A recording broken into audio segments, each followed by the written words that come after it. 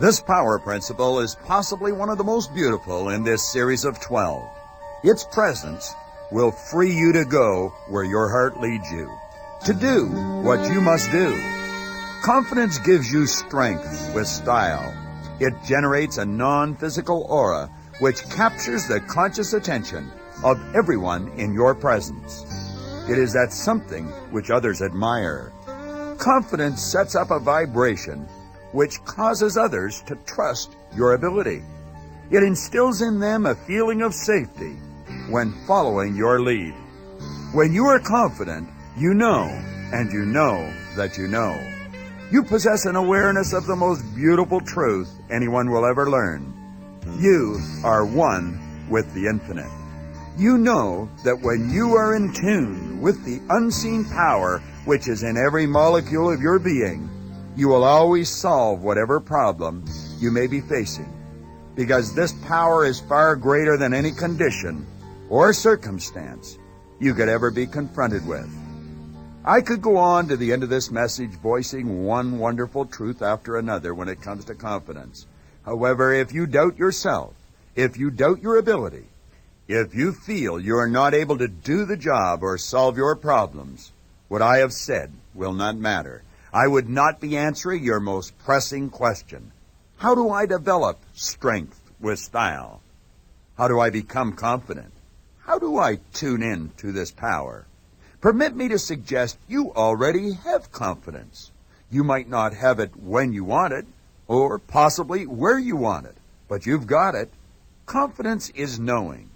It is an inner certainty, and absolutely nothing can change it. It wouldn't matter what happened, what anyone said or did. What you know cannot be changed regardless of how you are challenged. After the Wright brothers got their plane off the ground and made that first manned flight, do you think that another person saying, "You can't fly," would change what they knew? Their reply would be, "I know I can, I just did." They were confident because they knew. If you have the proper use of all of your limbs, you are confident that you can stand and walk across an empty room. There is no doubt in your mind about your ability to put one foot after the other and walk across an empty room. However, you may very likely have a total lack of confidence when it comes to putting one foot after the other and walking across a tightrope 50 feet above the ground. Now, you could be thinking, this is a ridiculous example. It is not ridiculous. It's a good place to start. You are confident that you can walk across an empty room. Think, really think. There was a time in your life when you did not have that confidence. You probably don't remember those days of your life, but you know that when you were born, you could not walk.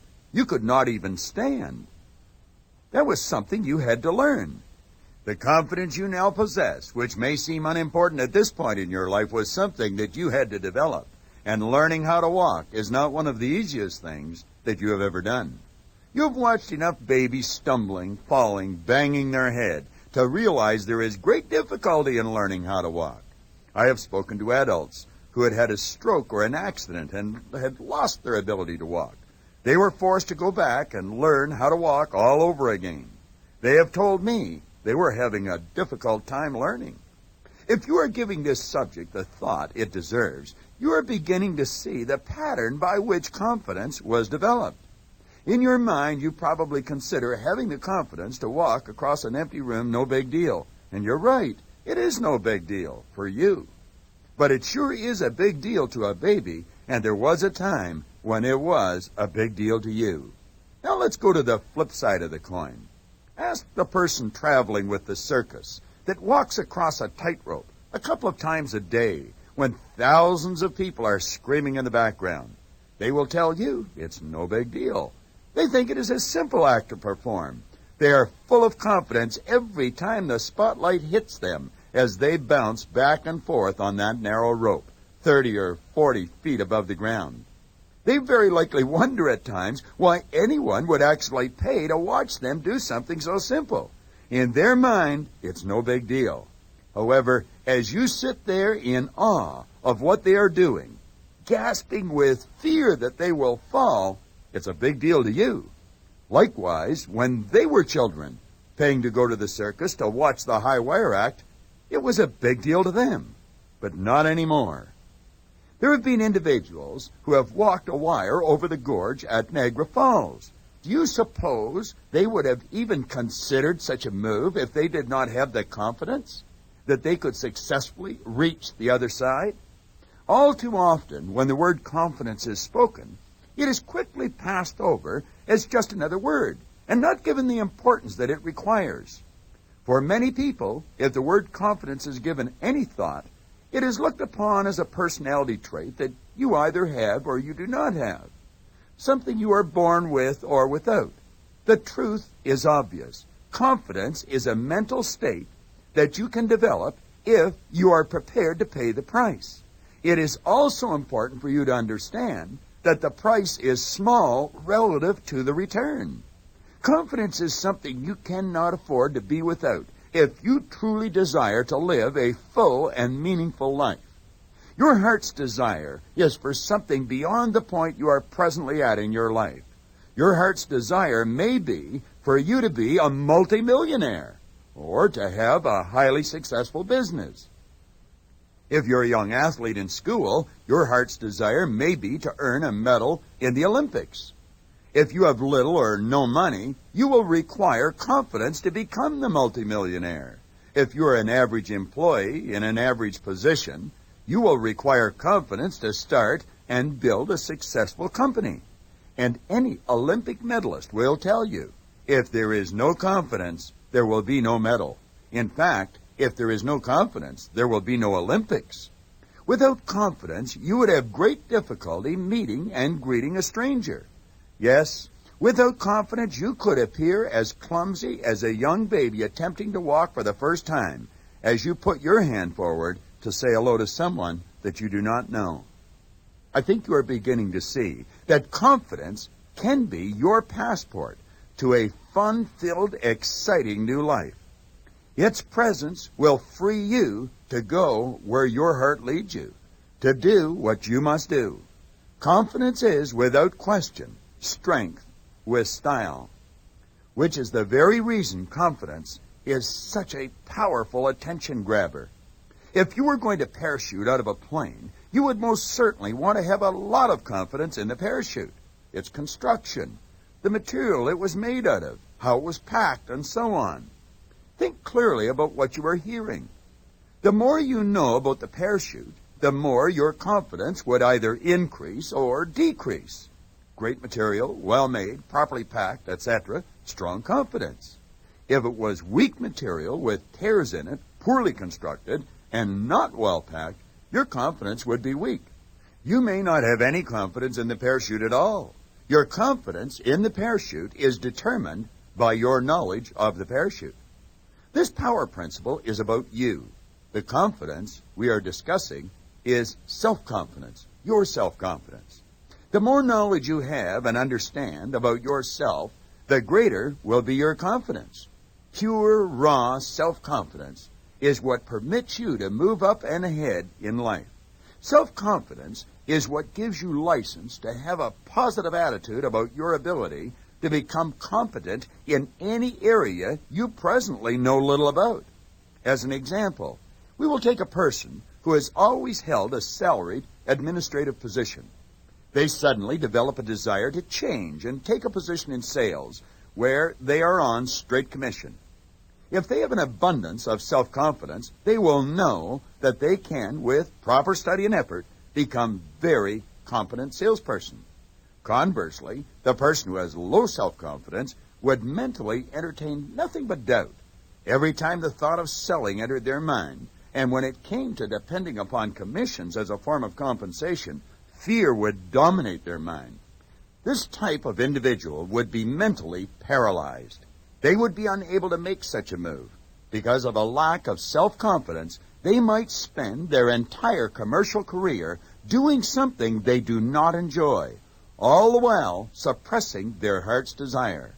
It is this type of thinking which causes a number of illnesses. When a person is not actively pursuing their heart's desire, they must be experiencing a degree of frustration. This frustration affects every aspect of their life, right down to the relationships that they have with their loved ones. Follow through with this train of thought for a moment and see how a lack of self-confidence can affect you, what it can lead to. An unhappy, frustrated individual generally has a hair trigger on their sensitivity switch. It doesn't really matter what their mate does, it aggravates them. They would see the cause of their problem as the act which aggravates them, when in fact that is merely a symptom, not the cause of their problem at all. The cause of the problem is the lack of self-confidence, which is causing them to suppress their heart's desire, which in turn creates the frustration. If this hypothetical individual were to study the true makeup of their higher self, they would develop an abundance of self-confidence. They would step out and follow their heart's desire. The frustration would be replaced with happiness and enthusiasm, and the supersensitivity would be replaced with calmness of mind. Their self-confidence would produce a serenity which all the world is seeking. I want to suggest that you look in the mirror. What you see reflecting back from the mirror is merely an instrument you are living in and using while you experience life in this particular dimension. Your body is the physical manifestation of a movement we refer to as mind. We make numerous references to the mind and rarely do so correctly. We are forever saying my mind, his or her mind, their mind. Listening to most conversations when we speak of the mind, you would think that every person has a mind of their own, that there are thousands or millions, even billions of minds. Not so. There is one mind, just one. That may come as a surprise to you, then again, it may not. You and I and every other person are individualized expressions of one universal mind. Your mind and the mind of Albert Einstein is the same mind. The universal mind contains all of the knowledge there is or ever will be. We are all spiritual beings. There is no one person who has more power, more knowledge, or access to greater resources than any other person. The truth is rarely in the appearance of things. What you think you are seeking and what you are actually seeking are not the same. All you will ever require for fulfillment in life is awareness. The Winner's Choice series of power principles has been designed to assist you in developing a greater awareness. By listening to this message over and over again for the entire month, your awareness will be heightened, and you will see that you are quite capable of pursuing and experiencing every desire of your heart. All things are possible for you. You are, in truth, a wonderful, individualized expression of an infinite power. Albert Einstein knew he was no greater than you or I. It is our ignorance which causes us to believe that he was greater, that he had been endowed with special power. Those who do great work have merely developed an awareness of how to do something greater than you or I may be doing. To think that they can, but you can't, is an error. Realize if they did, you can. Whatever another person has accomplished, you are capable of accomplishing. If you are a salesperson who is earning $50,000 or $100,000 a year, your heart's desire may be to double your production. You will not seriously desire to accomplish the type of work that Albert Einstein was involved in. Here is a point that you should remember. Your heart will never truly desire to do something you are not capable of doing. It is as if God has placed within each of us a genetic governor which prevents us from wanting to do something beyond our own level of awareness or capability. The person working as a sweeper in a factory might think it would be neat to travel in a spaceship to the moon. They will not, however, truly desire to take such a trip. If that same person had continued in school and gone on to higher studies and become a scientist or an excellent test pilot, the desire to go to the moon could possibly be there. The main point I am attempting to communicate here is that whatever your heart's desire is, you can be it, do it, have it. Whatever, you can. Your old conditioning may be accusing you of daydreaming, and that old conditioning sure can be convincing. Refuse to let it hold you back. There is no rush, just relax. The confidence you require will develop, and you will live your dream. The most important point for you to grasp is that you can live your dream. How it will happen is not important. Knowing that it must happen is what is important. If you want an image or a model of confidence that you can hold as a yardstick to measure yourself against, consider this one. Before I share it with you, it is probably worth mentioning that in more than one research project on what men and women fear the most, public speaking came out at the top of the list every time. The average person is more fearful of standing up and speaking in public than they are of dying. Now, with that in mind, relax and visualize this. Winston Churchill was called upon to address the graduating class of a very prestigious United States military academy. He was asked to talk about success and how to achieve it. He approached the rostrum slowly but deliberately. Churchill was at the time in his final years. He was a very old man. There was not a sound coming from the audience. Everyone present sensed this was an historic occasion. You could have heard a pin bounce on a carpet. Sir Winston arrived at the microphone, laid his cane down, removed his top hat, placed his cigar in a tray, which had been appropriately provided. He adjusted his spectacles and quietly surveyed the audience. He then turned to the microphone and clearly spoke these three words: never give up. There was a long, silent pause, and then a few moments later, he repeated just as clearly, never give up. He then silently surveyed his audience again, and after a few deafening, quiet moments, he again repeated, never give up. With those words spoken, he put his top hat back on his head, picked up his cane, placed the cigar between his teeth, and slowly but deliberately left the stage, up the center aisle through the audience. That performance by Sir Winston Churchill was most certainly strength with style. Pure and absolute confidence would be required to do what Churchill did: to speak 9 words at a commencement exercise and leave. For a person to do that, they would have to be totally at home with themselves. That is what confidence is all about, being at home with yourself in any situation. Having confidence or not having confidence has nothing to do with what is happening outside of you. Confidence is determined by what is going on inside of you. Before we leave the late Sir Winston Churchill, there is another interesting aspect of his life which I believe is relevant. It most certainly is a reflection of his confidence. I've already mentioned when he made his famous 9-word speech. He was a very old man. Had Churchill died when he was 63, history would have forgotten him. When Churchill was 42, the British government dismissed him in disgrace from his post as Minister of the Navy. 20 years later, the British people called him back to lead them against Adolf Hitler's armies in World War II. It was Churchill's confidence, how Churchill felt about Churchill, that kept him going in the face of obvious and public rejection. The public might have rejected Churchill, but Winston Churchill never rejected Winston Churchill.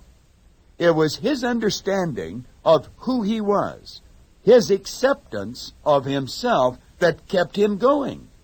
Similarly, it will be your confidence that will keep you going when your ideas are rejected. You've got to be your own best friend. You've got to learn to love yourself. Nobody pursues meaningful goals by thinking they are not good enough. You are good enough. You're better than good enough. To this point in your life, you might have permitted yourself to be a part of that large group that use a small percentage of their God-given ability. You are better than that. Step out from that large group. If you are entertaining any doubts about yourself or what you are listening to, test it. Set a couple of short-term goals. Flex that mental muscle. See yourself as the person who has strength with style. There is no one formula to follow for believing in yourself. However, I have personally found that the more you listen to the information you are receiving in this Winner's Choice series, the more you will believe in yourself, and the greater will be your self-confidence. Churchill's confidence took a hammering from the British people for 20 years, but he stood tall. It was his confidence which came to the rescue in a time of great need and inspired those same British people. Develop your confidence. Strengthen your mind. Lead those who have criticized you. Use your imagination, your imaging power, to see yourself strong and bold, courageously pursuing your dream. Every morning, when the night turns into day, use your will to push back the chill. Know you're on your way. Each morning before you arise, go to that place known to just a few, the strong, the tough, the best. Go to that spiritual core, the spiritual nucleus of your being, and connect. Feel the rush of confidence flow into every cell of your brain, then like lightning through your central nervous system to every part of your mind-body. Then you will know that you're ready to face whatever challenge life will deliver. You will confidently lead whomever chooses to follow. You are dynamite. The word dynamite activates an image of explosive power in our mind. The thought of self should and will activate an image of explosive power in your mind. Every time you think I am, power rushes into your mind-body. Confidence, or a feeling of confidence, prevails. This is something you let happen. Spirit is ever-present, all-powerful, all-knowing. However, Spirit will only fill your consciousness with your permission. You are a soul. When you connect with Spirit, the result is a feeling called confidence. It is your awareness of the ever-present, all-knowing, all-powerful Spirit in every fiber of your being that gives you strength with style. Spell it any which way you choose, but my friend, that awareness is called confidence, and with it, there ain't no stopping you. You are moving on. You're running fast. Your strength with style, and you are built to last. It has already been brought to your attention that this is one of the most beautiful of all power principles. It is also one of the most important. Confidence is essential to live a free and creative life. There are many people who have a magnificent attitude. They are genuinely nice people. They have mastered the first power principle, which is attitude, and the second, on responsibility. They quickly admit they are responsible for their results. However, when it comes to confidence, they strike out. The world is full of nice people with no confidence. They lose, and they will keep losing year after year. You know many of these people.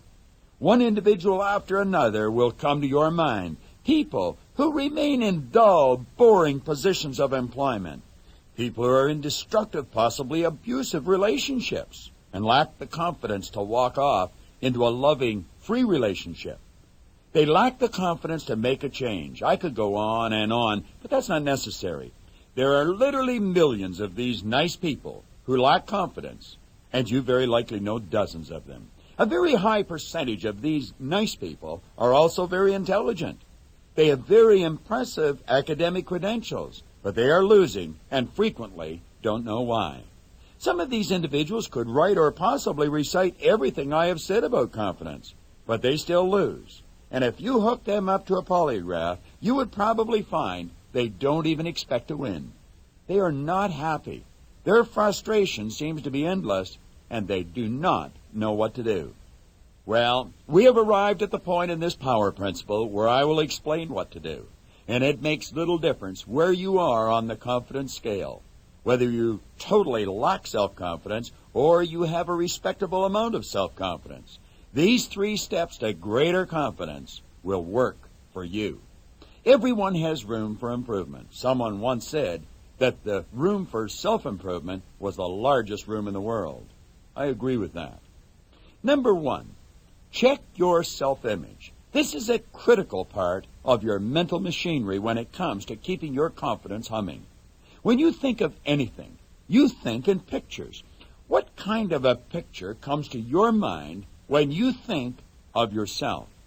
Do you see yourself as a magnificent expression of life who, at will, can open up and permit the ever-present, all-powerful, all-knowing Spirit to flow through you?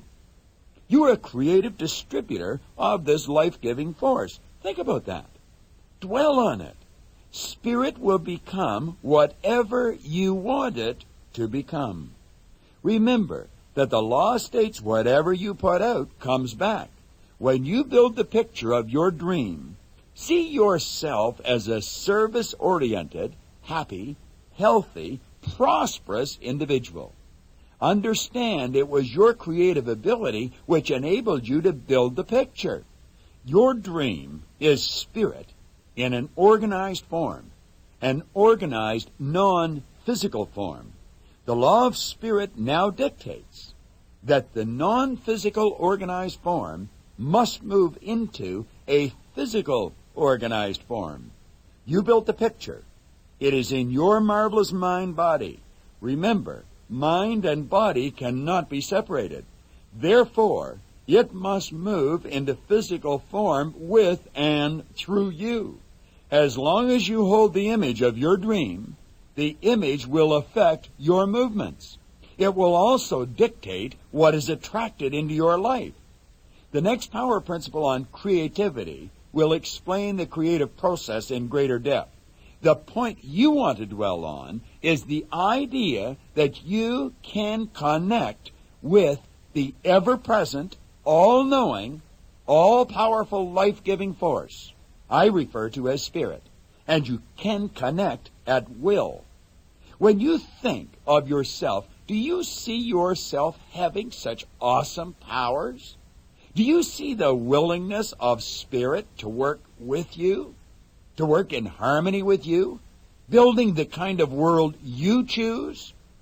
The more you permit these ideas to move into the feeling side of your personality, the more confidence you will have. Your level of confidence is going to be in direct ratio to your awareness of your oneness with Spirit, the ever-present, all-knowing, all-powerful, life-giving source. Contrary to popular belief, your confidence has very little, if anything, to do with your intellect. It has, however, everything to do with your faith. This explains why individuals who are often intellectually inferior step out and confidently realize their dreams. Well, another person with advanced academic credentials remains stuck, fearfully holding on to a position they detest while their dream dies in their mind. Confidence sure is special, and the first of 3 steps to greater confidence is to check your self-image. The second step is to check your strengths and weaknesses. You might take a pad and a pen and begin making a couple of lists. If you are honest with yourself, you will find the weaknesses by far outweigh the strengths. If it goes the other way, I would suggest you check the honesty aspect of this exercise.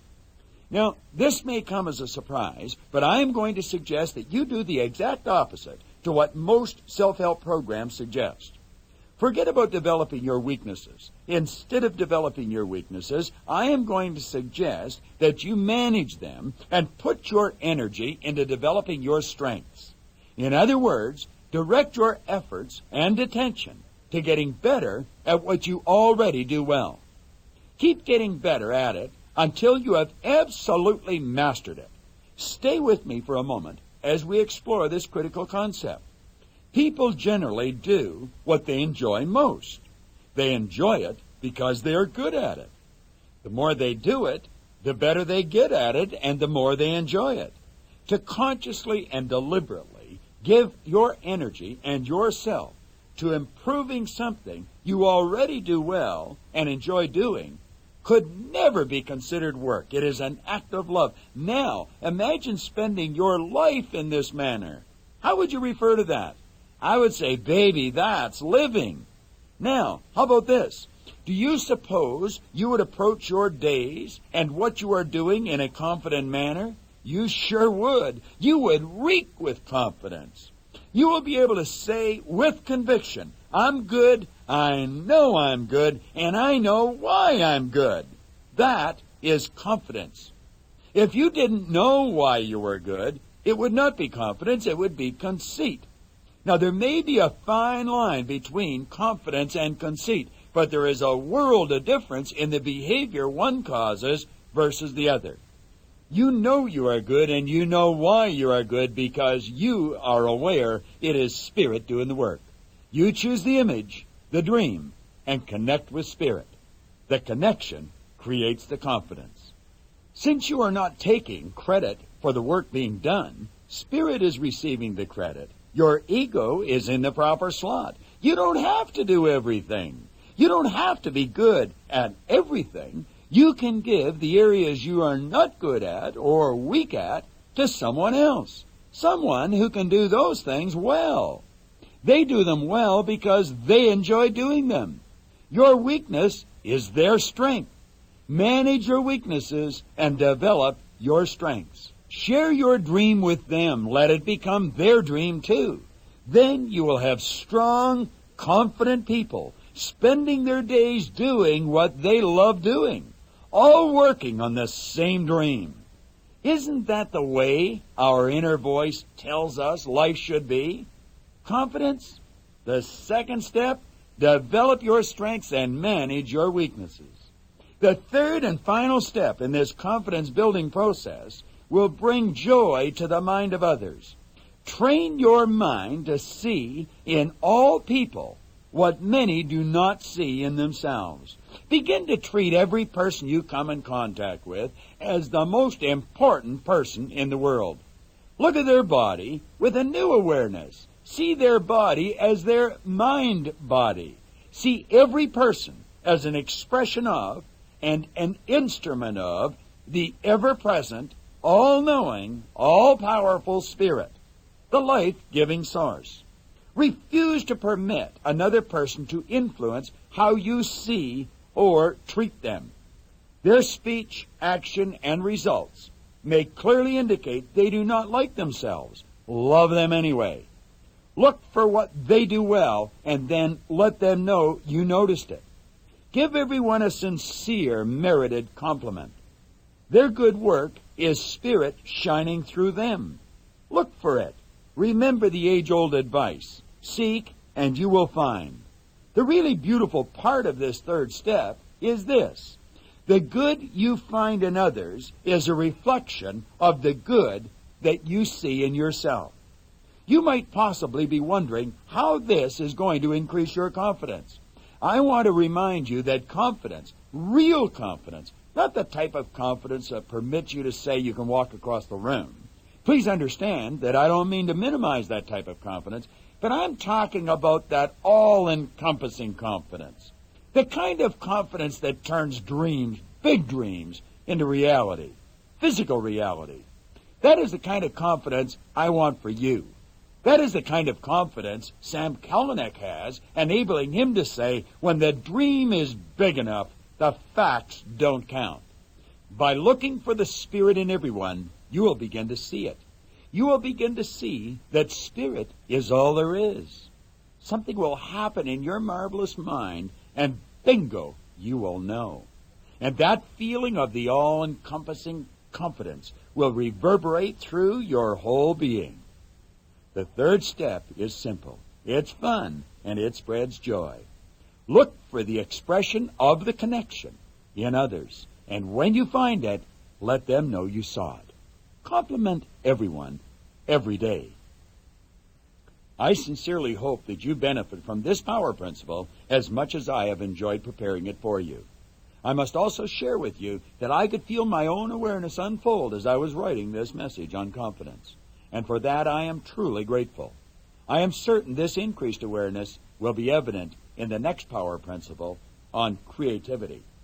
Now, before we close, let us review some of the important points in this principle on confidence. Confidence is a feeling which is created when the soul and the spirit connect. Number 2, when you feel confident, you are in harmony with the universe. Number 3, confidence gives you strength with style. Number 4, when you are confident, you know, and you know that you know. Plus, you know why you know. Number 5, confidence generates a non-physical aura which captures the conscious attention of everyone in your presence. And for that, they will admire you. Number 6, confidence sets up a vibration which causes others to trust your ability. It instills in them a feeling of safety when following your lead. Number 7, everyone has confidence. You may not have it where you want it or when you want it, but you've got it.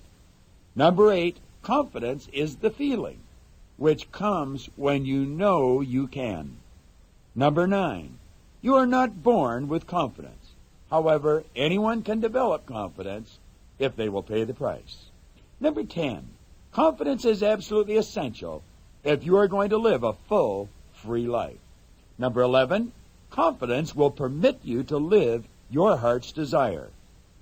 Number 12, understanding your relationship with the ever-present, all-knowing, all-powerful Spirit will give you the confidence that you can be, do, or have whatever you dream, even though you don't know how it will materialize. That confidence comes from faith in the lawful working of Spirit. 13, confidence is your passport to a fun-filled, exciting new life. Number 14, lack of or no self-confidence causes a person's life to be filled with doubt and fear. Number 15, frustration is caused by people denying their heart's desire. Number 16, your heart's desire is for greater good in your life. Number 17, there is only one universal mind. All people are an expression of one infinite power. Your mind and Albert Einstein's mind is the same mind. 18, the only difference in people is in appearance and results. We all have the same potential. Number 19, you will never seriously want to be, do, or have anything beyond your capabilities. Number 20, Churchill's demonstration of confidence provides a great model to emulate. Number 21, confident people never permit failures to reverse their growth patterns, nor do they permit other people's criticism to affect them. Number 22, confidence is feeling at home with yourself regardless. Number 23, you've got to be your own best friend. 24, know that you are good enough, that you are better than good enough. Number 25, every morning before you arise, go to that place known to only a few, the strong, the tough, the best. Connect and prepare for the day. Number 26, last but not least, follow the 3-step process to greater confidence. Number 1, check your self-image. See yourself as a star. Number 2, develop your strengths and manage your weaknesses. And number 3, look for the good in everyone. Commit to playing this power principle on confidence every day for the next month. For you.